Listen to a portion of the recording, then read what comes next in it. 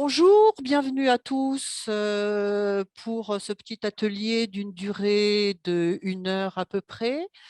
Donc, vous vous êtes inscrit sur ce webinaire sur la thématique de les aides et les financements possibles quand on est créateur ou repreneur d'entreprise. Je me présente brièvement, je suis Marie-Pierre Morello et je suis donc la responsable du service création et reprise d'entreprise à la Chambre de commerce et d'industrie. Deux, trois bricoles avant de démarrer. Donc, l'atelier est à peu près d'une durée de 45 minutes avec 15 minutes de questions-réponses.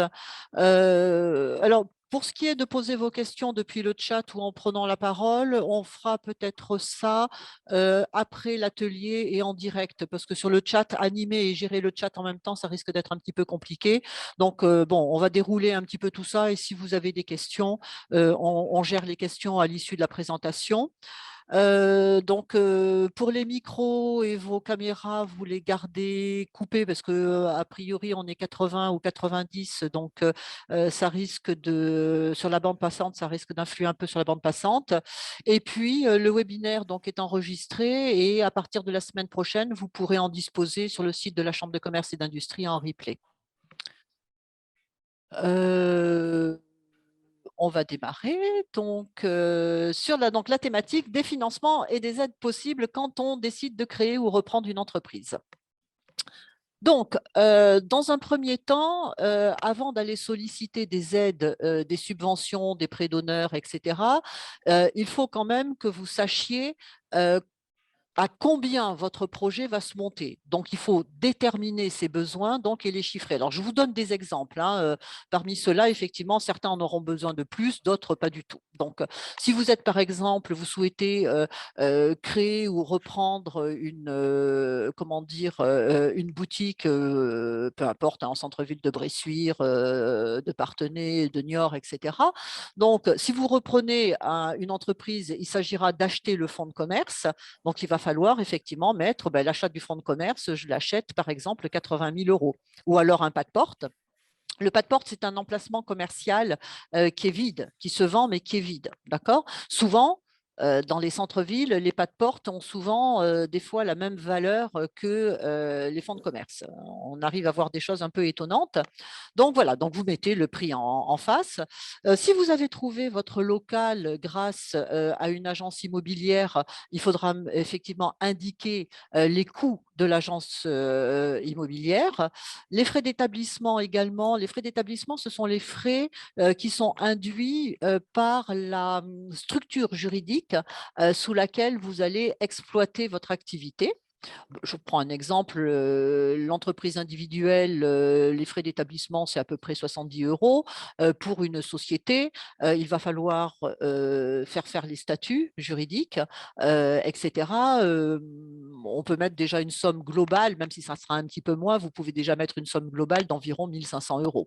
Les frais d'acte notarié, donc les frais d'acte notarié, vous rachetez un fonds de commerce, vous allez signer chez un notaire. Le notaire, lui, il va vous facturer ses honoraires en tant que notaire, voilà, pour l'acte de vente, etc. Et en même temps, comme vous rachetez une entreprise, vous allez devoir régler à l'État ce que l'on appelle les droits de mutation. Voilà. Donc, mais le notaire peut aussi rédiger un bail commercial, etc. Donc, des frais d'acte notarié, vous en avez quand même la plupart du temps. Logiciel informatique, vous pouvez avoir besoin effectivement de logiciels spécifiques ou pas d'ailleurs, peu importe, mais il va falloir noter des logiciels informatiques, création d'un site internet, etc. Donc tout ça, ça rentre dans les immobilisations corporelles. Et donc vous mettez en face, vous faites faire des devis, vous mettez en face le montant hors taxe et le montant TTC, j'allais dire, de ces charges. Encore une fois, ce sont des exemples. Vous allez avoir aussi à lister les immobilisations corporelles. Donc, si vous rentrez dans un fonds de commerce ou dans un pas de porte, peut-être qu'il va y avoir des travaux d'installation et d'aménagement à réaliser. Donc là, vous faites passer les artisans, vous avez des devis, donc voilà. Des travaux de mise aux normes. Là, je m'arrête 2 minutes par rapport à ça.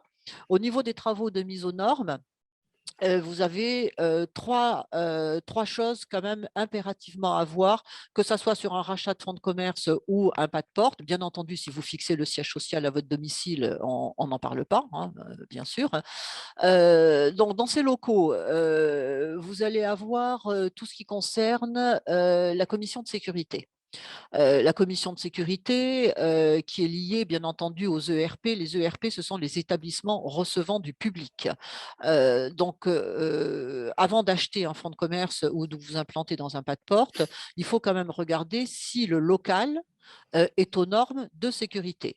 Donc, soit le cédant, celui qui veut vous vendre le fonds de commerce, a déjà eu un rapport de la commission de sécurité qui est déjà passé et à ce moment-là, il va falloir qu'il vous en donne une copie pour regarder s'il y avait des travaux à faire et si oui, lesquels. Est-ce que ces travaux-là ont été faits ou pas? Vous allez avoir également pour tous les ERP l'obligation que votre local soit aux normes d'accessibilité tout type d'handicap. Donc là, c'est pareil. Il y a quelques années, quand le dispositif est sorti, beaucoup de commerces n'étaient pas aux normes et donc devant les coûts engendrés par les mises aux normes, les commerçants ont eu la possibilité de rédiger un ADAP, c'est-à-dire un agenda d'accessibilité programmé. Et sur cet agenda d'accessibilité programmée, il disait, voilà, moi, la première année, je m'engage à faire, je crois qu'on n'importe quoi, 6 000 euros de travaux, la deuxième année, 10 000, et la troisième année, 5 000. Voilà, donc quand vous souhaitez reprendre un fonds de commerce, premièrement, diagnostic accessibilité, est-ce que mon local est aux normes d'accessibilité ou pas? Ou peut-être que mon local a eu une autorisation de la mairie pour avoir une dérogation parce que par exemple, le trottoir étant déjà très très petit, c'était impossible de mettre en accessibilité le fonds de commerce. Donc, il faut vraiment vous renseigner là-dessus. Si jamais l'activité, il n'y a pas eu de commission de sécurité depuis plusieurs années et que les cédants ne savent pas s'ils sont aux normes d'accessibilité, il faudra faire des diagnostics. Donc, les diagnostics vont être faits. S'il y a des travaux de mise aux normes, il va falloir les chiffrer.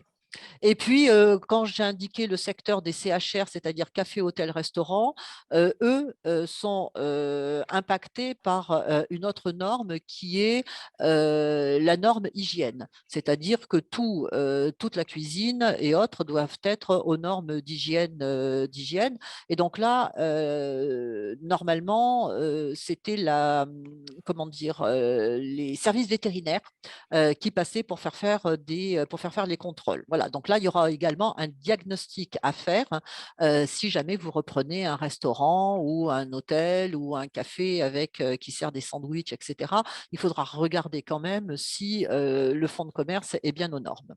Voilà, donc quand on travaille sur ces mises aux normes et que le local n'est pas aux normes, ça vous permet effectivement de chiffrer, entre autres, le montant des travaux. Tout à l'heure, on a vu, je prends un exemple, achat du fonds de commerce, 100 000 euros. Si le fonds de commerce n'est pas aux normes et qu'il y a 20 000 ou 30 000 euros de travaux en plus à faire, ça va vous permettre de pouvoir négocier sur le prix, bien entendu, de l'achat du fonds de commerce. Ce n'est pas 100 000 euros plus 30 000 euros de travaux à faire parce que le fonds de commerce n'est pas aux normes. Vous voyez, donc ça vous permettra effectivement de pouvoir négocier. Il va falloir également que vous chiffriez tout le matériel dont vous allez avoir besoin, tout le mobilier, le matériel informatique qui passe en immobilisation corporelle, alors que les logiciels informatiques, on a vu tout à l'heure, c'est en immobilisation incorporelle. Si vous avez besoin d'un véhicule, etc., etc. Donc tout ça, ce sont des devis, bien entendu, avec le montant hors taxe et TTC des investissements. Il faut chiffrer également les immobilisations financières. Je reprends l'exemple du fonds de commerce. On va vous demander, comme dans la vie courante, la plupart du temps, le premier loyer et 1 ou 2 mois de caution. D'accord? Donc là, on met les 2 mois de caution qui pourraient vous être demandés à l'entrée dans le fonds de commerce ou du pas de porte. Si vous êtes un commerçant, c'est-à-dire que vous achetez, que vous revendez, n'oubliez pas, c'est déjà arrivé, c'est pour ça que je vous le dis, n'oubliez pas de chiffrer votre stock de départ. Voilà, hein, parce que le premier jour où vous ouvrez, il va quand même falloir avoir de la marchandise dans la boutique. La trésorerie de départ. Alors, la trésorerie de départ, c'est quoi? La trésorerie de départ, j'ai fini de payer tous mes besoins. Voilà, j'ai payé mes travaux, j'ai absolument tout payé. Le premier jour où j'ouvre, effectivement, j'ai une certaine somme sur mon compte en banque, minimum 5 000 quand même, minimum 5 000 euros, voilà, la plupart du temps. Mais on peut avoir des trésoreries de départ beaucoup plus importantes, de l'ordre de 80 000 ou 100 000 euros. Je prends un exemple, si vous souhaitez créer, par exemple, un bureau d'études, euh, en, euh, en VRD, voirie, réseau divers. Donc, vous allez devoir attendre que des appels d'offres sortent, répondre aux appels d'offres. Il faut être retenu et puis il faut commencer à travailler. Donc, des fois, il y a certains bureaux d'études, pendant 6, 7, 8 mois, ils n'ont absolument aucun chiffre d'affaires. Donc, voilà, la trésorerie permet effectivement de commencer à payer toutes ces charges, etc., en attendant que le chiffre d'affaires rentre de façon plus régulière.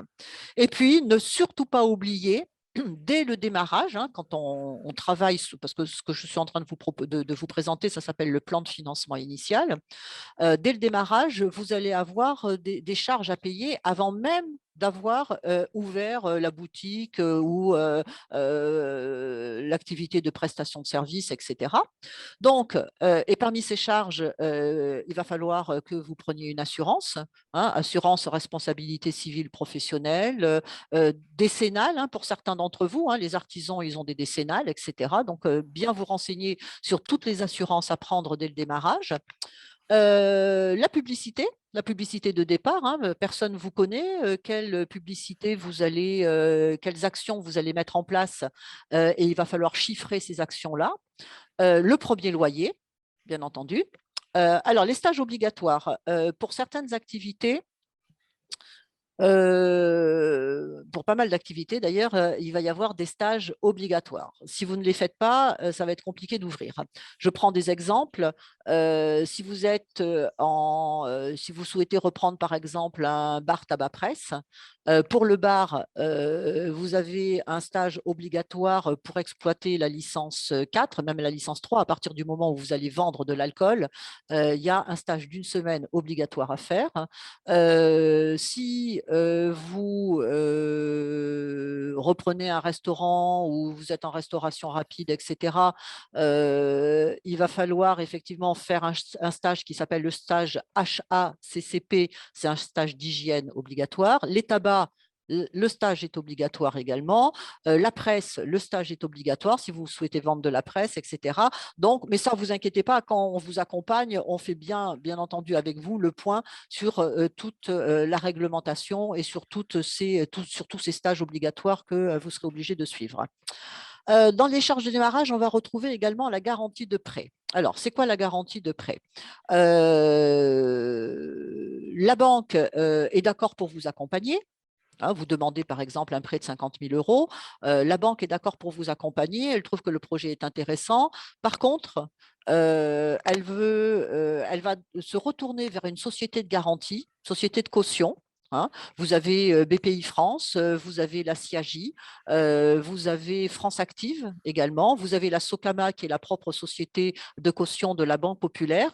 Et c'est en fait ces sociétés de caution viennent garantir à la banque que, en cas, si jamais vous avez des problèmes et que vous êtes obligé d'en passer par une liquidation judiciaire ou des choses comme ça, c'est donc bien entendu la société de caution qui va rembourser à la banque le prêt que vous avez fait. Donc, on peut dire qu'à aujourd'hui, 90% des dossiers en demande de création ou de reprise passent avec une société de caution, mais la société de caution, ce n'est pas gratuit, donc il faudra rajouter pour une garantie. Alors, vous avez certaines sociétés de caution qui vont garantir le prêt à hauteur de 50%, comme BPI, et vous avez, par exemple, France Active qui va garantir certains prêts jusqu'à 70 voire 80% de garantie du prêt.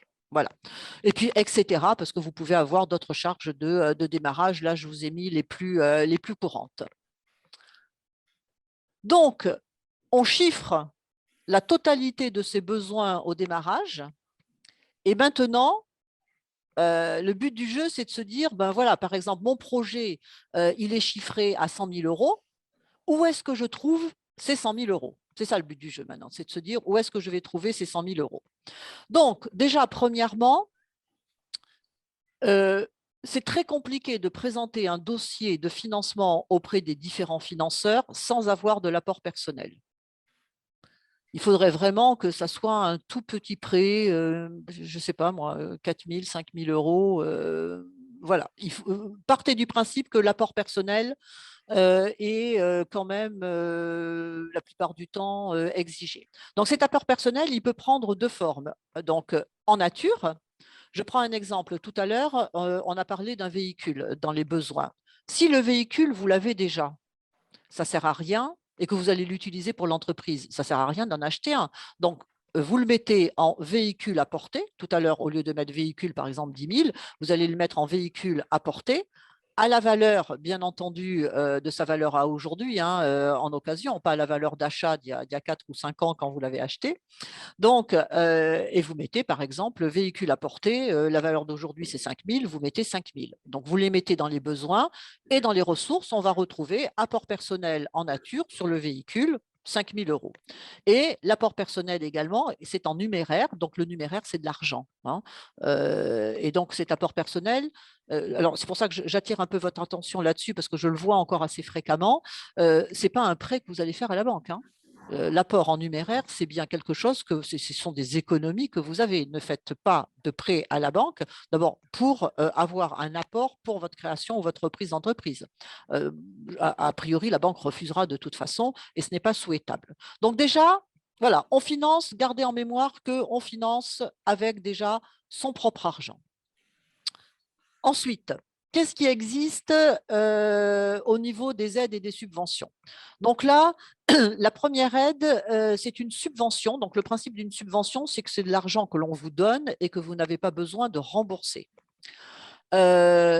L'AGEFIP, attention, ce n'est pas une subvention qui est accessible à tout le monde. C'est une subvention exclusivement réservée aux personnes qui ont une reconnaissance de travailleurs handicapés. Donc, cette subvention, elle est forfaitaire. C'est un montant de 5 000 euros. Bien entendu, il faut que vous soyez majoritaire dans votre entreprise, hein. Si vous êtes minoritaire, ça n'ira pas, hein. Il faut que ce soit vous, le chef d'entreprise. Donc, c'est une subvention de 5 000 euros. L'obligation, c'est que vous ayez un apport personnel minimum de 1 500 euros pour pouvoir y prétendre. Et en même temps que votre plan de financement, donc qui doit normalement s'équilibrer, hein, les besoins et les ressources, soit minimum d'un montant de 7 500 euros. Donc, ça peut être plus, mais minimum, les besoins, c'est 7 500 euros. Donc, si votre plan de financement est un minimum de 7 500 euros, que vous avez une reconnaissance de travailleur handicapé, que vous avez un apport personnel de 1 500 euros, vous pourrez prétendre à cette aide forfaitaire de 5 000 euros si vous êtes donc TH. Voilà. Donc, ça, c'est la première subvention.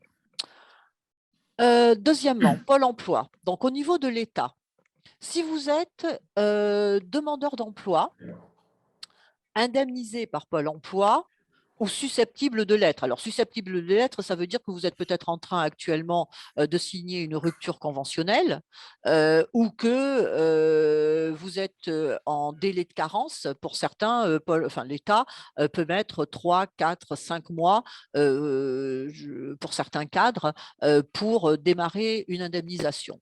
Bon. Donc, si vous êtes demandeur d'emploi, indemnisé donc, ou susceptible de l'être, vous allez au choix pouvoir opter pour une des deux solutions que je vais vous présenter. Première solution, vous pouvez opter pour les 45% du capital dû. Ça, voilà, vous vous inscrivez à Pôle emploi. À un moment donné, Pôle emploi va vous envoyer un courrier en disant, voilà, bonjour, à compter par exemple du 1er novembre 2021, vous allez être indemnisé à hauteur de 50 euros par jour sur 720 jours. Si 720 jours plus tard, vous n'aviez pas retrouvé de travail, on est bien d'accord que vous auriez donc perçu 720 fois 50 euros. Ça, c'est le capital. Alors, au passage, l'État fait quand même des retenues sociales, hein, faites attention. Hein.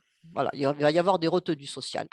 Et donc, une fois que les retenues sociales et tout ça ont été faites, vous allez pouvoir percevoir, pardon, vous allez pouvoir percevoir 45% de cette somme.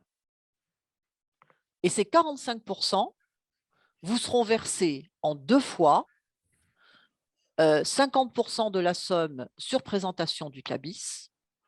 Il faudra attendre ensuite 6 mois révolus et écrire à Pôle emploi, cette fois-ci, pour demander le solde du versement.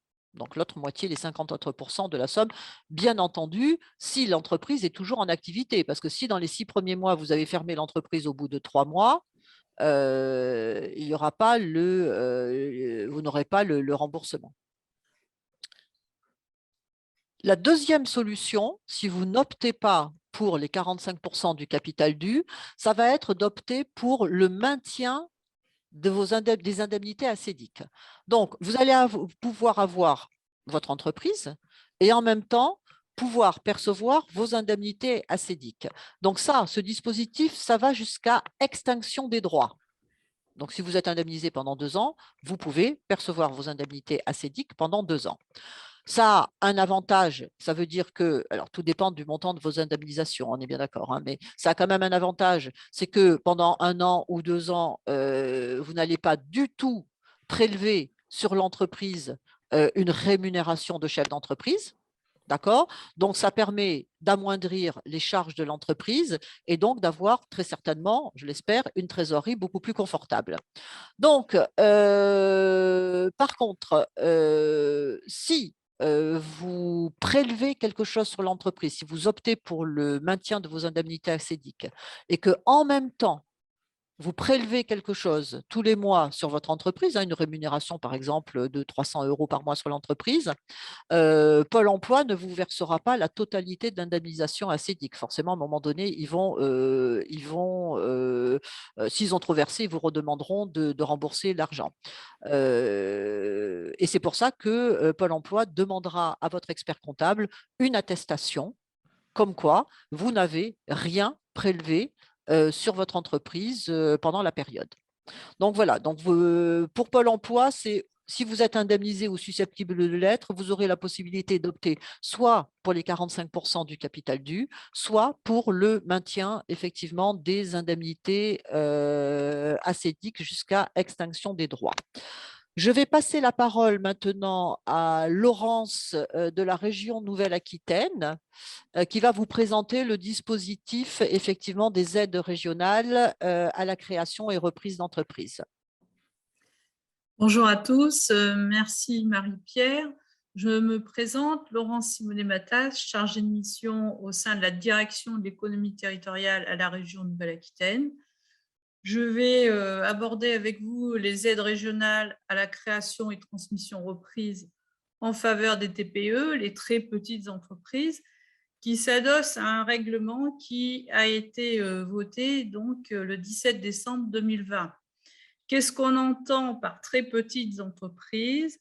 C'est la définition communautaire de la micro-entreprise, c'est-à-dire les entreprises de moins de 10 salariés qui réalisent un chiffre d'affaires de moins de 2 millions d'euros et un bilan de moins d'1 million d'euros. La suite. Voilà. Donc, le dispositif régional s'appuie sur un maillage territorial qui se veut au plus près des petites entreprises et des porteurs de projets.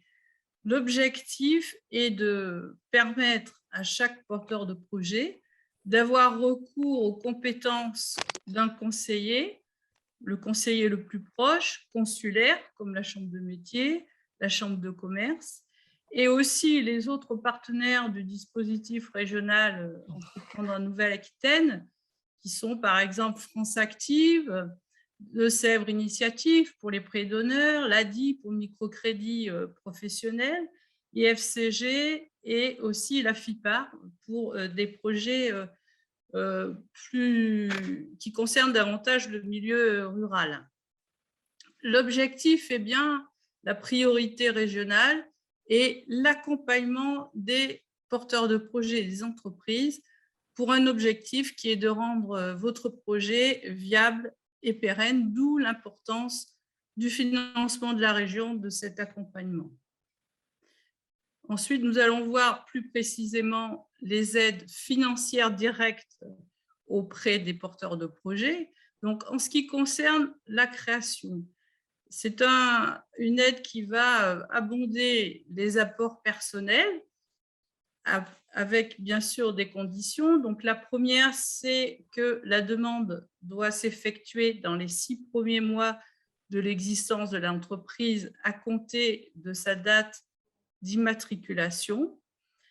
Votre projet doit avoir un caractère innovant ou répondre à une carence de l'offre sur le territoire. Et vos 4 000 € d'apport personnel, donc vous l'avez évoqué tout à l'heure, Marie-Pierre, et aussi on peut prendre en compte un prêt d'honneur dans les 4 000 €. Le montant maximal de l'aide, ce sera 10 000 €, plafonné à raison des fonds propres que vous apporterez. Il faut dire que c'est assez rare d'atteindre les 10 000 €. La moyenne, en général, c'est 6 000 €. Et la pondération s'effectue en fonction du bénéficiaire, c'est-à-dire si vous êtes demandeur d'emploi, si vous êtes en situation de handicap, suivant le territoire où votre projet prendra forme. Et enfin, un élément important qui est la création d'emplois. Alors, on dit effectif parce que c'est sur fourniture du contrat de travail que l'on va bien évaluer s'il y a eu création d'emplois ou pas. Donc, voilà, c'est les aides à la création. On a la même chose pour les aides à la reprise, toujours dans les 6 premiers mois d'existence de cette reprise à la date des actes de cession. Donc, toujours les mêmes montants, 4 000 € d'apport de fonds propres, avec un maximum qui va à 10 000 €. Par contre, là, les critères d'éligibilité sont différents. On va prendre en compte l'emploi salarié, c'est-à-dire est-ce que dans le cadre de votre projet, vous maintenez l'emploi ou vous créez des emplois, et si votre projet a vraiment un impact sur le territoire. Donc là, on est beaucoup plus souple en ce qui concerne la carence de l'offre. Donc là, pour le coup, c'est un critère beaucoup moins important, ainsi que l'aspect innovant, même si c'est bien sûr toujours un plus pour votre projet de reprise. Dans le cadre des aides à la reprise, il y a aussi des aides à l'investissement. Dans les 2 ans de la reprise, donc à la date de la création de cette entreprise, on va pouvoir accompagner votre projet. Si vous avez un projet pour moderniser votre outil de travail, acquérir de nouveaux équipements qui permettront de développer votre capacité de production. Donc là, l'aide, elle va intervenir suivant un certain pourcentage de votre projet, qui est un maximum de 30%, avec une subvention qui peut atteindre 45 000 € à la condition qu'il y ait aussi un plancher minimum de 8 000 € hors taxe. Là aussi, ce sont des montants maximaux. Souvent, la moyenne, c'est des projets pour lesquels on accompagnera à hauteur de 20% tout ce qui concerne la modernisation de votre entreprise. Alors, juste un petit complément par rapport aux aides à l'investissement. Comme vous l'avez vu, pour la création et la reprise, on tient compte de l'accompagnement qui est obligatoire pour le porteur de projet. Pour l'investissement, là aussi, on va étudier le projet dans sa globalité, c'est-à-dire est-ce qu'il va y avoir création d'emplois, les efforts effectués par l'entreprise en matière d'environnement, de ressources humaines. Donc, l'objectif est là encore de conseiller l'entreprise et pour elle qu'elle s'appuie sur les compétences locales que sont les partenaires de la région, encore une fois les consulaires et aussi les autres partenaires du dispositif Entreprend en Nouvelle-Aquitaine. Vous avez des référents qui sont à votre disposition, des référents régionaux. Donc, Aurélie Sorin et Mireille Gesquière, qui sont instructrices pour la création et la reprise. Mireille Gesquière, uniquement sur le territoire du Mélois. Moi-même, qui reste aussi à votre disposition tout à l'heure pour les questions et le moment d'échange qu'on aura ensemble. Et je voulais vous signaler, je le mettrai dans le fil de discussion, voilà, la région, c'est la 4e édition, lance le mois régional de la transmission reprise, ce qui fait que beaucoup de webinaires, d'événements ont lieu sur l'ensemble du territoire de la Nouvelle-Aquitaine. Et donc aujourd'hui, on peut parler d'une première session, et puis je vous inviterai à vous inscrire sur un web télé donc qui sera à la date du 19 octobre. Voilà, merci. Merci Laurence. Donc, on poursuit la liste un petit peu de ce que vous pourriez éventuellement obtenir pour vos projets. Donc, au niveau des prêts maintenant, alors, bien entendu, les prêts bancaires, le prêt bancaire professionnel hein, auprès de la banque, hein, voilà. Prêt relais TVA, c'est-à-dire que si, c'est pour ça que tout à l'heure, je vous disais d'indiquer effectivement dans votre plan de financement les investissements hors taxes et TTC.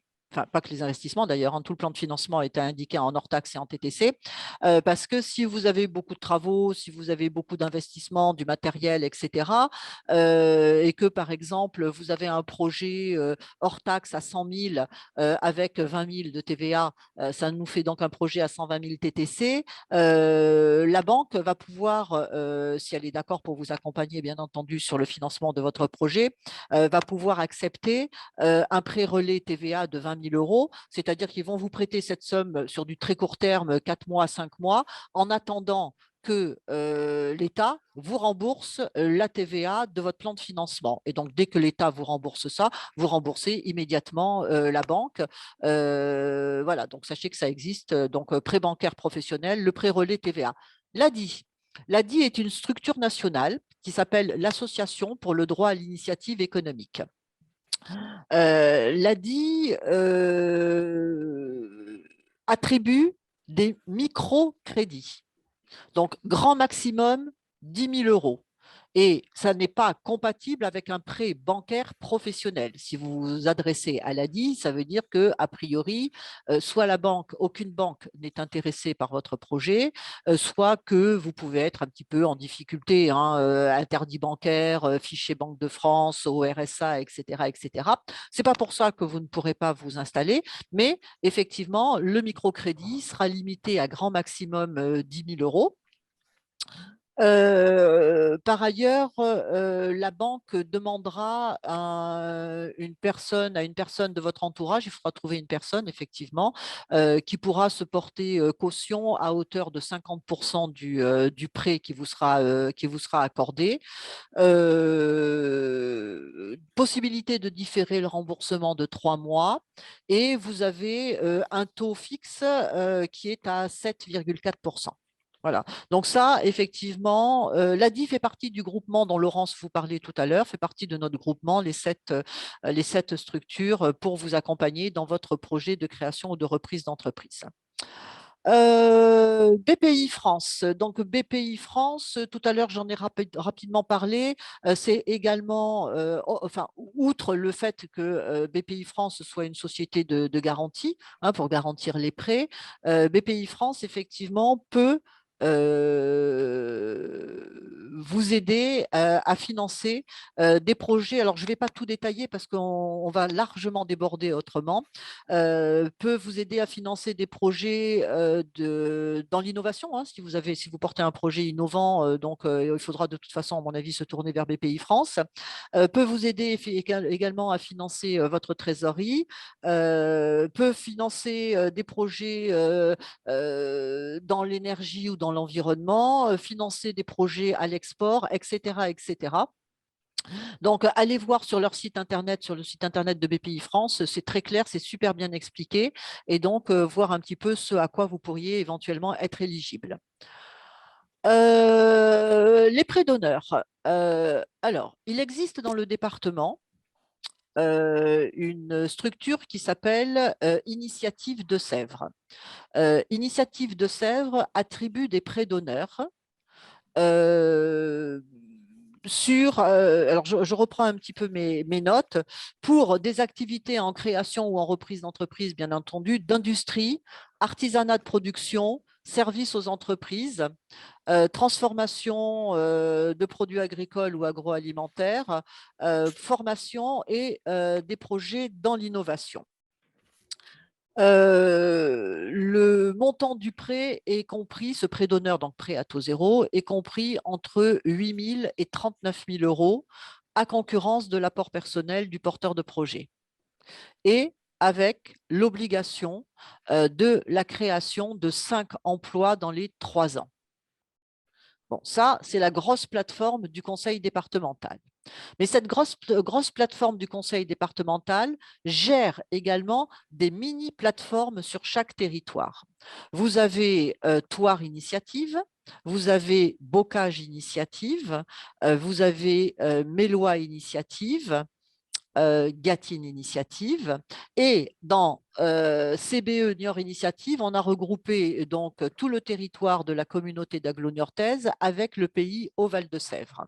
Donc, vous avez 5 plateformes d'initiatives locales et sur ces mini-plateformes d'initiatives locales, le prêt d'honneur, donc le prêt à taux zéro qui peut vous être accordé, est d'un montant maximum de 8 000 euros et bien entendu n'a pas les mêmes restrictions que Initiative de Sèvres, à part bien entendu la création de votre propre emploi. Et le prêt qui vous sera accordé sera également à concurrence de votre apport personnel. Si vous avez 2 000 euros d'apport personnel et que le jour du jury, le jury est d'accord avec votre projet, ils ne pourront pas vous prêter 8 000 euros, ils vous en prêteront que 2. Si vous avez 10 000, d'apport personnel, le jury peut accepter de vous prêter 8 000 euros, mais aussi, ils peuvent aussi accepter de ne vous prêter que 2 000. D'accord? Donc, tout ça, c'est voilà, c'est garder à l'esprit que c'est 8 000 euros maximum. Il faut se présenter devant, alors on appelle ça un jury, mais c'est un truc qui est quand même super sympa à faire parce qu'il y a une bonne ambiance, etc. Donc, ce n'est pas quelque chose de trop stressant. Vous présentez naturellement votre projet, les membres du jury vous posent des questions, vous sortez de là, le jury délibère et puis vous avez la réponse souvent le soir même ou plus tard le lendemain matin par les collègues qui s'en occupent. Donc là, c'est le prêt d'honneur, donc initiative de Sèvres quand même pour des gros projets et ensuite des mini-plateformes d'initiative locale pour des projets plus petits. Voilà, alors bien entendu, ce n'est pas le même prêt d'honneur. Vous avez également le prêt d'honneur solidaire. Donc ça, c'est un dispositif national, c'est un dispositif d'État. Il y a une liste quand même un peu longue comme le bras pour les bénéficiaires. Je ne vais peut-être pas tout vous dire. Donc, si vous êtes au RSA, si vous avez entre 18 et 25 ans révolus, si vous êtes demandeur d'emploi de moins de 30 ans, qu'est-ce qu'ils me disent là-dessus? Ne remplissant pas les conditions d'activité antérieures pour bénéficier de l'indemnisation chômage, si vous êtes demandeur d'emploi indemnisé par Pôle emploi, etc., etc., parce que c'est vraiment trop long à lire, vous pouvez bénéficier d'un prêt d'honneur à taux zéro, d'une durée entre 1 et 5 ans et d'un montant compris entre 1 000 et 8 000 euros. Pour en bénéficier, il faut être accompagné par un opérateur désigné donc, par la région, donc Laurence vous en a parlé tout à l'heure.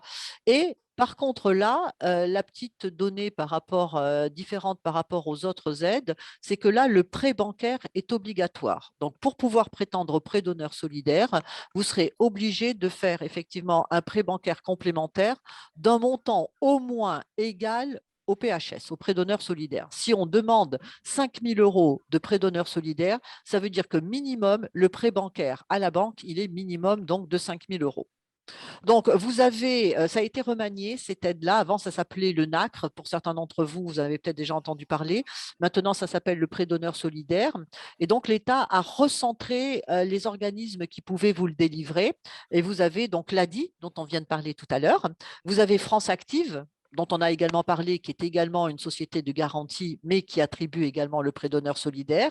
Et vous avez le réseau des initiatives France. Voilà.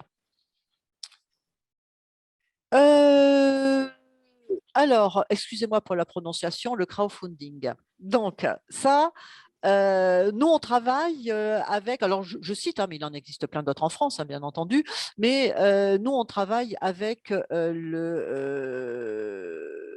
comment dire, cette plateforme de financement participatif régional qui s'appelle J'adopte un projet. Donc, en fait, c'est du financement participatif, donc vous allez vous faire aider par les conseillers de J'adopte un projet qui vont vous accompagner pour mettre en ligne votre projet et pour rechercher du financement participatif, c'est-à-dire que n'importe qui en France va pouvoir, par exemple, vous dites, ben moi, sur le financement participatif, j'ai besoin de 4 000 euros.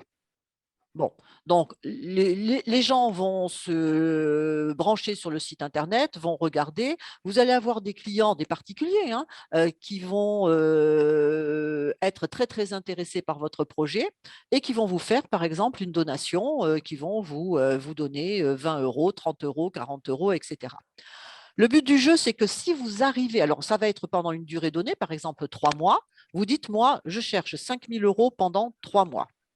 Si vous arrivez au bout des 3 mois et que vous avez les 5 000 euros, vous allez pouvoir effectivement bénéficier de cet argent-là et l'intégrer dans votre plan de financement initial. Par contre, si vous n'arrivez pas à clôturer la collecte au bout des 3 mois, l'argent va être redonné à tous les donateurs. Voilà, donc c'est contacter si vous êtes intéressé la plateforme d'initiative, la plateforme, excusez-moi, de financement participatif qui s'appelle J'adopte un projet. Voilà, qu'est-ce que je peux vous dire d'autre là-dessus? Rien. Vous avez autrement d'autres choses. Je prends un exemple.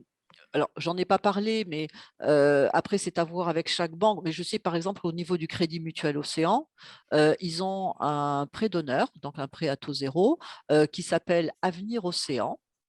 Et ce prêt d'honneur à taux zéro est d'un montant de 7 600 euros pour des primo-créateurs repreneurs. Si vous avez déjà été chef d'entreprise, de mémoire, ça ne sera pas possible. Donc, c'est vraiment du primo-créateur repreneur d'entreprise. Vous pouvez effectivement, si le dossier est accepté par le Crédit Mutuel Océan, au lieu de leur demander, je raconte n'importe quoi, 20 000 euros de prêt bancaire professionnel, ils pourront effectivement, sur les 20 000 euros, mettre 7 600 en prêt à taux zéro. Voilà. Ensuite, vous avez d'autres types de financement. Donc, vous avez les cigales. Les cigales, ce sont des clubs de financement en fait citoyen. Voilà, ça se monte par département, enfin, par un micro-pays dans les départements. Ce sont des clubs entre 5 et 20 personnes. Hein. Ce sont des particuliers qui décident de soutenir l'économie locale et donc qui décident de mettre leurs économies et de pouvoir effectivement, 1 ou 2 fois par an, enfin ça dépend un peu de l'argent, des économies qu'ils ont, de pouvoir soutenir des porteurs de projets, enfin c'est même plus des porteurs de projets, ce sont c'est des chefs d'entreprise en proximité et de pouvoir prêter 2 000, 3 000, 4 000, 5 000 euros. Voilà. Donc sachez qu'il est le club les cigales, il y en a partout dans le département des Deux-Sèvres. Hein. Et puis, je vous cite en dernier, effectivement, Synergence. Donc, Synergence, en fait, c'est le réseau des business angels de l'ex-région Poitou-Charentes. Et un business angel, c'est quoi? C'est effectivement une personne qui investit une part de son patrimoine dans une entreprise innovante, en gros, à fort potentiel. Bon, si c'est votre cas, vous pourrez effectivement contacter Synergence. Alors, ils ne font pas qu'investir, hein, ils vous donnent également des conseils. Voilà, ils sont assez présents. Bon, j'ai bien conscience que c'est hyper rapide comme présentation. C'est qu'un début. Nous, au niveau du service création reprise d'entreprise, donc on vous accompagne de A à Z et pas uniquement sur le montage financier, hein, donc études de marché, stratégie commerciale, mais on vous réalise avec vous, bien entendu, tout le dossier financier. Et comme Laurence vous le disait tout à l'heure, l'accompagnement est entièrement pris en charge donc par la région Nouvelle-Aquitaine. Donc on peut vous voir 15 rendez-vous, on peut vous monter tous les dossiers d'aide, on peut vous monter tout votre dossier financier, etc. Tout ça, c'est pris en charge effectivement par la région Nouvelle-Aquitaine.